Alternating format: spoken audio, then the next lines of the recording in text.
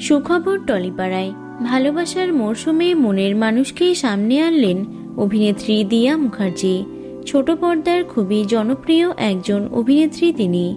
এর আগে অভিনেতা অভিষেক বসুর সঙ্গে দীর্ঘদিনের প্রেমের সম্পর্কে ছিলেন দিয়া, তবে বিভিন্ন কারণে ভেঙে যায় তাদের সম্পর্ক। এরপর একাধিক সম্পর্কে জড়িয়েছেন অভিনেতা। অবশেষে শার্লি মোদকের সঙ্গে বিবাহ বন্ধনে আবদ্ধ হয়েছেন তিনি। তবে এতদিন সিঙ্গেলই ছিলেন দিয়া। অবশেষে নিজের মনের মানুষকেই খুঁজে পেয়েছেন তিনি।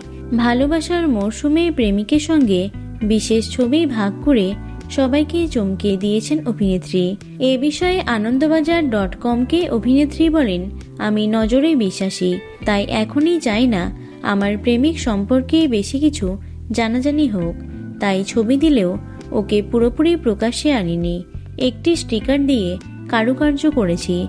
বেশ কয়েক মাস হয়ে গেল আমাদের সম্পর্কের, খুব ভালো আছি আমরা। তাদের সম্পর্ক নিয়ে তাদের দুই বাড়ির লোকজনেরাও বেশ খুশি।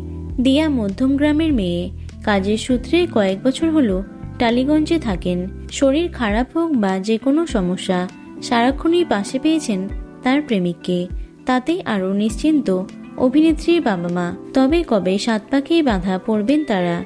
দিয়া বললেন, অবশ্যই পরিকল্পনা করছি, তবে তাড়াহুড়ো নেই। প্রসঙ্গত, অভিনেত্রীর অতীত নিয়ে কম কাটাছেঁড়া হয়নি। সব ভুলে নতুনভাবে নতুন জীবনে এগিয়ে যাওয়ার প্রস্তুতি নিচ্ছেন তিনি। প্রেমিক এই ইন্ডাস্ট্রির সঙ্গে যুক্ত কিনা সেটাও এখন পরিষ্কার করেই জানাননি তিনি। এই মুহূর্তে কোনো ধারাবাহিকে দেখা যাচ্ছে না দিয়াকে। তাকে শেষবার দেখা গেছিল কথা ধারাবাহিকে।